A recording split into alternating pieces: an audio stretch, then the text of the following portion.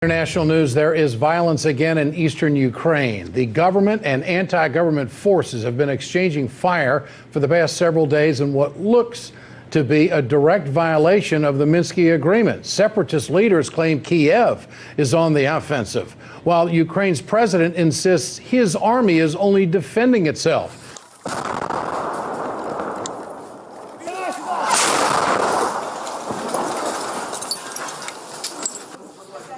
Unknown number of civilian deaths on both sides of the conflict in eastern Ukraine. At least 7 Ukrainian servicemen dead and thousands of explosions per day.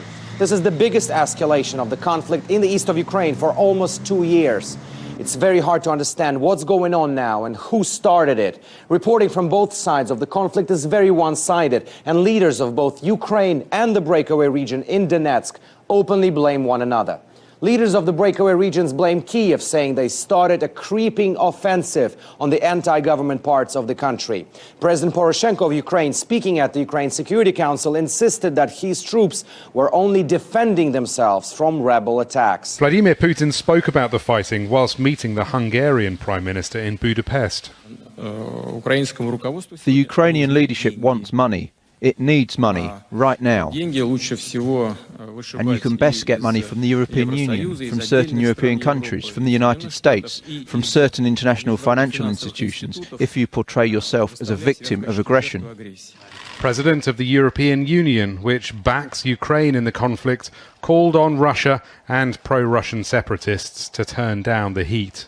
The humanitarian situation in the Avdiivka region is getting critical.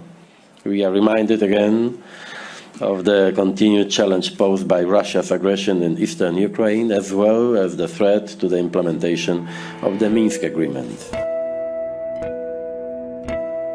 I consider it unfortunate that the occasion of my first appearance here is one in which I must condemn the aggressive actions of Russia. It is unfortunate because it is a replay of far too many instances over many years in which United States representatives have needed to do that. It should not have to be that way. We do want to better our relations with Russia. However, the dire situation in eastern Ukraine is one that demands clear and strong condemnation of Russian actions. Ambassador Haley calls on Russia to not only stop the fighting, but also says U.S. sanctions won't be lifted until Crimea is returned to Ukraine. Ambassador Haley, in her statement, touched on the issue of Crimea. Here we should point out that in the Constitution of the U.S., such outstanding historical words were sounding. We the people, it says. The people of Crimea voiced their will in this referendum. 93% of the population voted in favor of reunification with Russia, that Crimea was unjustifiably and illegitimately torn from. The recent fighting there has left communities without power, water, or electricity, as nighttime temperatures have fallen to 20 below 0 Celsius, creating a potential humanitarian crisis. Now, Ukrainian President Petro Poroshenko plans a referendum on whether his country should join the North Atlantic Trade Organization, NATO. Poroshenko said polls suggest 54% of Ukrainians support such a move. Poroshenko said if Ukrainian people vote in favor, he will do all he can to secure Ukraine's membership in the Western Military Alliance. Any move by NATO to admit Ukraine is expected to spark tensions with Russia. NATO and Ukraine have had close relations since early 1990s. They both accuse Russia of providing troops and weapons to support pro-Russia militias in the eastern Ukraine. But Moscow has denied any involvement. NATO has recently conducted large-scale military maneuvers in Ukraine. Ukraine is apparently moving its tanks into the town of Avdiivka in the east of the country. That's despite the area being classified as a demilitarized zone. Heavy military vehicles were filmed by a BBC war correspondent who posted a video on his Twitter account. Avdiivka, as well as neighboring Donetsk and Makiivka, have suffered severe shelling in the past few days, resulting in a number of deaths, both of soldiers and civilians. The area where Avdiivka is located is called a contact line, which marks a buffer zone of 50 kilometers. No heavy weapons are meant to be located there under the Minsk peace agreement. Among the residential blocks and people's houses in Avdiivka, which is a small city just outside of Donetsk, it's actually right on the front lines and is part of the buffer zone, in fact. There, a BBC journalist has filmed Ukrainian troops as well as heavy armor tanks that shouldn't be there. The BBC journalist that filmed all of this says that they're apparently ready for action.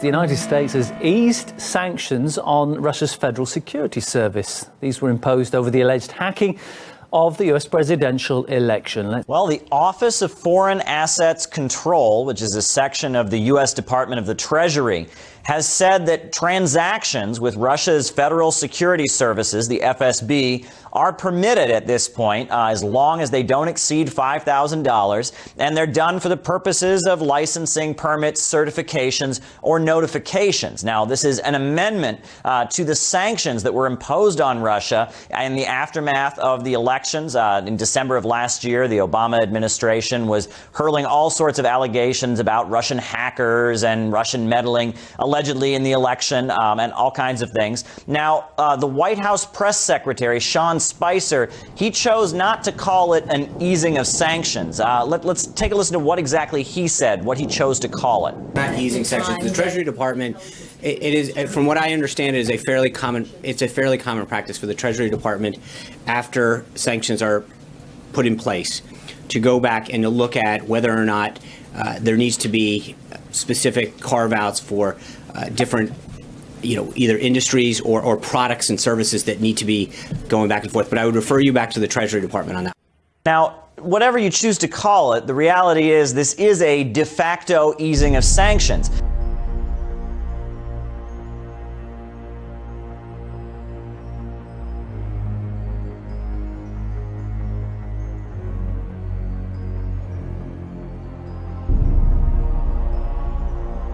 Turkey has accused Greece of provocative actions and warned there could be no going back if tensions were allowed to escalate. Ankara's comments come as the Greek court blocked the extradition of 8 Turkish soldiers involved in July's failed coup in Turkey. Ankara warned that relations with Greece would be reviewed. In the aftermath, Greece reported mass incursions by Turkish military aircraft over the central and southern agency. This as the two countries played an important role in efforts to contain Europe's worst refugee crisis in decades. Turkey and Greece also politically smoothed the way for negotiations between Greek and Turkish Cypriot leaders. There are unverified reports today from the Hezbollah terror group claiming the Israeli military has been spotted crossing into Lebanon to carry out work on the other side of the border.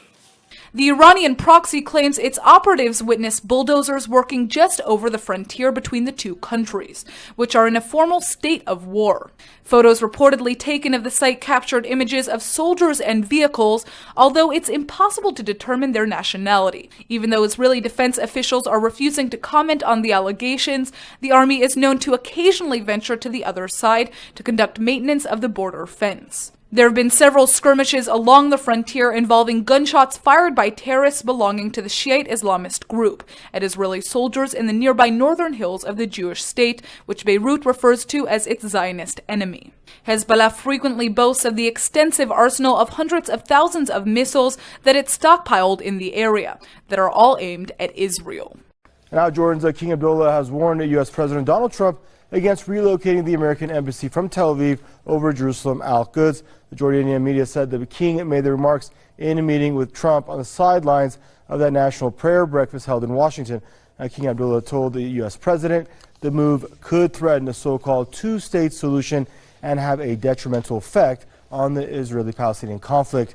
President Donald Trump's position on Israeli settlements appears to be changing. Thursday evening, the Jerusalem Post reported the White House told Israel to stop announcing new settlements. The Trump administration reportedly said the president was committed to a two-state solution between Israel and Palestine. That would be a departure from Trump's recent talk on Israeli-Palestinian relations. Our president has been, I think, the worst thing that's ever happened to Israel. Before taking office, Trump tweeted, "We cannot continue to let Israel be treated with such total disdain and disrespect." He suggested things would change once he became president. But Thursday, a White House statement rang a different tone. Press Secretary Sean Spicer said, "While we don't believe the existence of settlements is an impediment to peace, the construction of new settlements or the expansion of existing settlements may not be helpful in achieving that goal." With Israel pushing for settlements in East Jerusalem, this might not be the kind of Trump administration the Israeli government was hoping for. Trump and Israeli Prime Minister Benjamin Netanyahu are set to meet on February 15th. Prime Minister Benjamin Netanyahu is scheduled to fly to London next week, where he will meet with British Prime Minister Theresa May. The meeting on Monday will be the first between the two since May took office in July. The last meeting scheduled between the two leaders was cancelled in December as part of Netanyahu's response to Britain voting in favor of UN Security Council Resolution 2334, which condemned any Israeli presence over the 1967 lines as illegal, including the Western Wall. May issued an unprecedented rebuke several days later towards U.S. Secretary of State John Kerry, following his speech blaming Israel for the lack of progress in the peace process. Britain also sent a low-level diplomat to the Paris Peace Conference as an observer to indicate its displeasure with the proceedings. President Donald Trump is creating doubts over whether he'll honor an agreement with Australia that he calls a dumb deal. Some background first. Roughly 1,200 asylum seekers, mostly from Iran, Afghanistan, and Iraq, have been refused entry into Australia and instead have been kept in detention centers on other Pacific islands. Toward the end of his term, Barack Obama struck a deal with Turnbull for the U.S. to take in those asylum seekers. That's now jeopardized by Trump's recent executive order that temporarily freezes the refugee program and bans travelers from several countries, including Iraq and Iran. Turnbull spoke to Trump over the weekend, reportedly to make sure the agreement would still be honored. But according to the Washington Post, Trump accused Australia of trying to send the U.S. a new wave of, quote, Boston bombers. The president reportedly ended a phone call with the Australian Prime Minister abruptly. The report that the president hung up is not correct. The call ended courteously. And as far as the nature of the discussion, it was very frank and forthright. When you hear about the tough phone calls I'm having, don't worry about it. President Trump upset over an agreement made by President Obama to accept 1,200 refugees who are down under. The White House says the U.S. will vet the refugees before allowing them in. President Donald Trump vowed to study this, quote, dumb deal. Donald Trump has taken a tough line against Iran in the wake of it test-firing a ballistic missile. After he said nothing is off the table, sources told Reuters news agency that the U.S. is expected to impose additional sanctions on Iranian entities as early as Friday. Well, Donald Trump made no secret of wanting to toughen the relationship, Robin, with Iran, even as a candidate, saying if the Iranians made a gesture to our sailors in the Persian Gulf, where there have definitely been provocative moves in the past, they will be shot out of the water. He said that last September, and now Iran has made a provocative move with its ballistic missile test, and they're certainly making bold moves in Iraq. So the statement by Flynn and the late-night tweet by the president should not be surprising. But what does it mean in terms of a response? The White House says they are looking at several options, as Cecilia said, and they did not rule out military options, which doesn't mean they're going to make a military move, but Iran now knows the gun is on the table. Meanwhile, the Iranian government is now firing back at President Trump. A top advisor to Iran's supreme leader said this, and I quote, "This is not the first time that an inexperienced person has threatened Iran. The American government will understand that threatening Iran is useless." And a foreign ministry spokesman added this, and I quote, "Instead of thanking Iran for its continued fight against terrorism, the American government is practically helping the terrorists by claims about Iran that are baseless, repetitive, and provocative." Secretary of Defense James Mattis is in Asia this morning on his first overseas trip in his new role. He will try to reassure Japan and South Korea, two of the United States' strongest allies, and he will reassure them on America's commitment to the region. U.S. Secretary of Defense James Mattis arrived in Seoul on Thursday afternoon for his first overseas trip since taking office less than 2 weeks ago. While all eyes are focused on what results the talks will bring about, one expert offered his predictions. North Korea has been enhancing its nuclear and weapons of mass destruction capabilities, and Washington wants to strongly counter those measures, which seem to be the reason why Mattis chose Seoul as a destination for his first overseas trip. Mattis met with U.S. Forces Korea Commander Vincent Brooks and was briefed on the current security situation on the peninsula. That includes the speculation North Korea is preparing to launch an intercontinental ballistic missile, to mark the birthday of late former North Korean leader Kim Jong-il. On Friday morning, Mattis and Seoul's defense chief Han Min-koo will sit down together for the first defense minister talks between the two countries under the Trump administration. Any attack on the United States or on our allies will be defeated, and any use of nuclear weapons would be met with a response that would be effective and overwhelming. Philippine President Rodrigo Duterte has said he asked China for help to stop Islamic militants attacking vessels off the south of the country. While speaking to newly promoted army generals, Duterte said he would like the Chinese Navy to dispatch a fleet, such as it did in 2009 when it sent a convoy to the Gulf of Aden to protect Chinese ships from Somali pirates. The Philippine government says militant groups are trying to establish an Islamic State-backed caliphate in Southeast Asia that would include the Philippines' southern island of Mindanao. Despite the Secretary of the Army green-lighting construction to resume on the Dakota Access Pipeline, a group of U.S. military veterans have vowed to block completion of the hotly disputed pipeline. Anthony Diggs, a spokesman for the group Veterans Stand, said, "We are committed to the people of Standing Rock. We are committed to nonviolence, and we will do everything within our power to ensure that the environment and human life are respected. That pipeline will not get completed, not on our watch." On Tuesday, the Standing Rock Sioux tribe also vowed to mount a legal challenge, claiming that the Corps lacks the statutory authority to prevent an environmental review and issue the easement. Some suspect that the presence of veterans among protesters potentially sets up a public relations challenge for the Trump administration. It looks like Hillary Clinton is prepared to be back in the public eye. According to the New York Post, the former Democratic presidential candidate is planning her comeback tour. The Post is reporting that Clinton is going to be on the speaking circuit again, and she's writing a children's book. The Associated Press reported that Clinton will also be writing a book featuring a compilation of personal essays inspired by the hundreds of quotations she has been collecting for decades. Clinton commented on the project saying, "These quotes have helped me celebrate the good times, laugh at the absurd times, persevere during the hard times, and deepen my appreciation of all life has to offer." President Trump has tweeted a photo of a unique moment at the White House. It's a picture of him pausing to pray with his Supreme Court nominee Neil Gorsuch, along with Vice President Pence and several family members. Many Christian leaders are applauding Trump for picking Judge Gorsuch. An executive order draft on religious freedom is being considered by the Trump administration. ABC News says it received a copy of the proposed order, which would protect religious rights when they clash with gay rights. It would also prevent some private companies from having to offer contraceptive coverage as part of their health plans.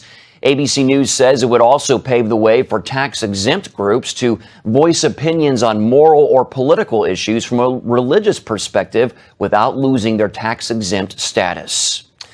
The stage is being set for President Trump to follow through on one of his campaign promises to Christians, repealing the Johnson Amendment. The House is taking advantage of the election momentum, introducing not one but two bills aimed at removing the government muzzle from pastors once and for all. Freedom of religion is a sacred right. President Trump's vow delighted religious leaders gathered at the annual breakfast. I will get rid of and totally destroy the Johnson Amendment and allow our representatives of faith to speak freely and without fear of retribution. I will do that, remember. The Johnson Amendment is named after former President Lyndon Johnson, who introduced it when he was a senator in 1954. It prevents tax-exempt nonprofits, notably churches, from donating to candidates. Opponents of the Johnson Amendment argue it allows the IRS to bully and intimidate churches. Pastors who've been targeted by the law came to D.C. to share their stories. Houston pastor Hernan Castano says the city's lesbian mayor had his sermons and text messages subpoenaed because of his outspoken stance on issues like gay marriage. Castano was given a short period of time to turn them in, or he would face imprisonment. It caused a lot of stress on the church members, a lot of questioning, and other pastors just fled in fear because obviously they couldn't believe this was happening in America. Pastor Castano says the law causes a lot of confusion for clergy, and many do not understand why sharing their interpretation of scriptures could lead to fines or removal of tax-exempt status. Talking to many pastors, I've seen the intimidation, the fear, and how they would not speak out because they don't want to lose their 501c3 status. He says each year around election time, warnings and threats are sent to the church, citing the Johnson Amendment. Everyone should have their full freedom of speech, not partial freedom of speech, which is what we're really happening right now in the pulpits of America. Congressman Heiss and Senator Langford agree, which is why they introduced legislation in both sides of the House to protect these pastors. Now, I understand that there are some individuals that don't like it when churches speak out, but quite frankly, there are churches on the left and on the right politically that they should have the right. We as Americans shouldn't limit speech. Lawmakers have high hopes 2017 will be the year it goes.